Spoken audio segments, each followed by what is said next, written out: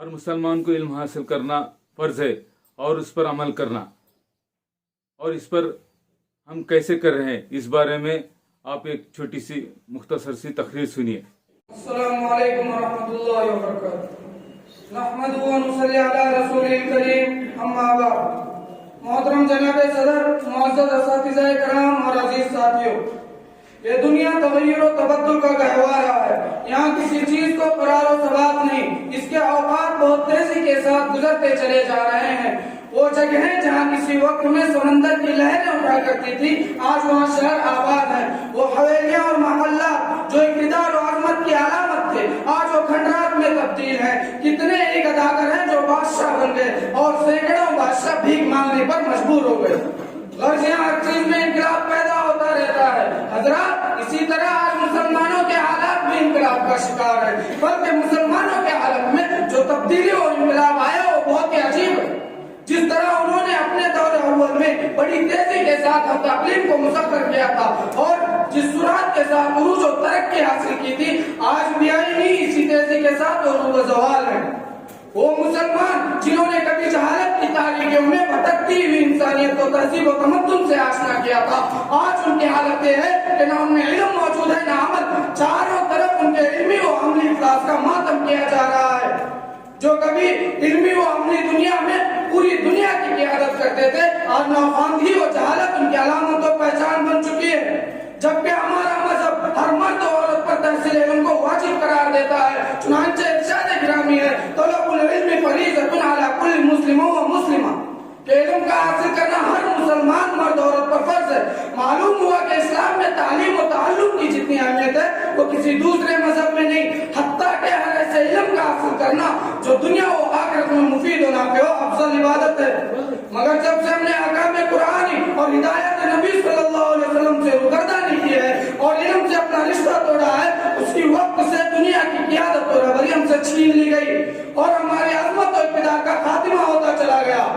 دوسری قومیں جنہیں تعلیم و تعلم سے کوئی واسطہ نہ تھا، جب انہوں نے تعلیم کو اپنایا اور علمی میدان میں اختصاص پیدا کیا تو ہمیں ایسا پچھاڑا کہ ہم علمی، عملی، معاشی، اقتصادی، حتیٰ کہ ذہنی اور فکری اعتبار سے بھی ان کے غلام بن کر رہ گئے۔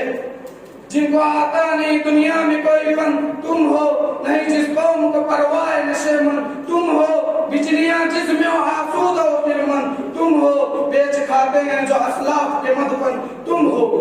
حضرات، اگر ہمیں اپنی کھوئی ہوئی عظمت اور رفعت حاصل کرنی ہے تو اپنی اولاد کو اعلیٰ تعلیم دلانی ہوگی، انہیں اسلامی آداب و اخلاق اور اسلامی تہذیب و تمدن سے آراستہ کرنا ہوگا۔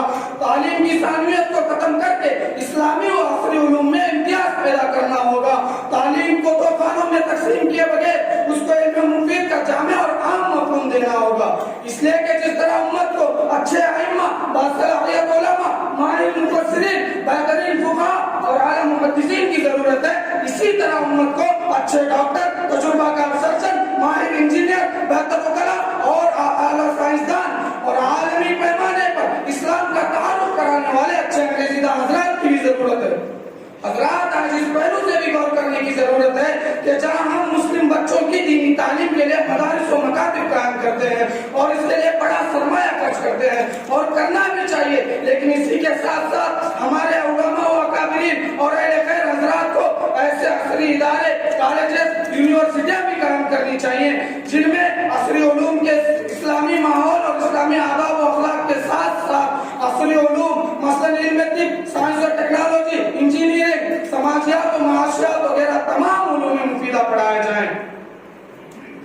محترم سامعین، حالیہ پستی سے نکلنے کی صورت یہ ہے کہ ہم اپنی تعلیم درست کریں، اپنے بچوں کو صحیح اور مفید تعلیم دلائیں، اس لیے کہ اگلی نسلوں کے مہمان آج کے بچے ہی ہیں۔ اور یاد رکھو، جو ماں باپ پڑھے لکھے نہیں ہوتے ان کے بچوں کی تربیت بھی ناقص رہتی ہے۔ بچہ جب پیدا ہوتا ہے تو سب سے پہلا آغوش ماں کی گود ہوتی ہے۔ اگر اس مکتب میں اس کی تعلیم و تربیت اچھی ہوئی تو اس سے کمالات کا ظہور ہوگا اور اس سے اچھی امیدیں وابستہ کی جا سکیں گی۔ لیکن اگر اس کی تربیت پہلے ہی مکتب میں خراب ہو گئی تو اس سے کسی ایسے کام کی امید رکھنا جس سے خود اس کو یا قوم کو فائدہ پہنچے بیکار اور لغو ہے۔ پہلے زمانے کی مائیں تعلیم یافتہ متقی و پرہیزگار سلیقہ شعار اور بہادر ہوا کرتی تھی، اس لیے ان کے بچے بھی بہادر، پرجوش، غیور، باہمیت ہوا کرتے تھے۔ لیکن آج کے مسلمانوں میں وہ غیرت و اہمیت کہاں، وہ جوش و خروش اور پہلے جیسی بہادری کہاں ہے؟ اس وقت مسلمان ذلیل و خوار ہو رہا ہے، اور حق تو یہ ہے کہ اپنی ذلت خواری پر قائم بھی ہے، لیکن اپنی اس کے باوجود اپنی اصلاح کی طرف ان کی کوئی توجہ نہیں۔ اگر غور کریں تو معلوم ہوتا ہے کہ فکری اور عملی بگاڑ محض تعلیم کی کمی کی وجہ سے ہے، اور یہ ذلت و پستی تعلیم کے علمی اور عملی فقدان کا نتیجہ ہے۔ اس لیے ہم تمام مسلمانوں کی ذمہ داری بنتی ہے کہ ہم اپنے بچوں اور بچیوں کو بقدر ضرورت انہیں دینی اور دنیاوی تعلیم دلائیں، انہیں اسلامی آداب و اخلاق سے آراستہ کریں، انہیں تہذیب، انہیں نیک صالح اور مہذب بنائیں۔ بے معجزہ دنیا میں ابھرتی نہیں قومیں، بے معجزہ دنیا میں ابھرتی نہیں قومیں، جو ضرب کلیمی نہیں رکھتا ہو ہنر کیا۔ اللہ تعالیٰ ہم سب کو علم نافع اور عمل صالح کی توفیق عطا فرمائے۔ ہمارے لیے آپ سبھی سے گزارش ہے کہ آپ میری اس ویڈیو کو اپنے سبھی دوستوں میں شیئر کریں، اور ساتھ ساتھ میں میرے اس چینل کو سبسکرائب کریں اور بیل آئیکن پریس کریں۔ جزاک اللہ خیر۔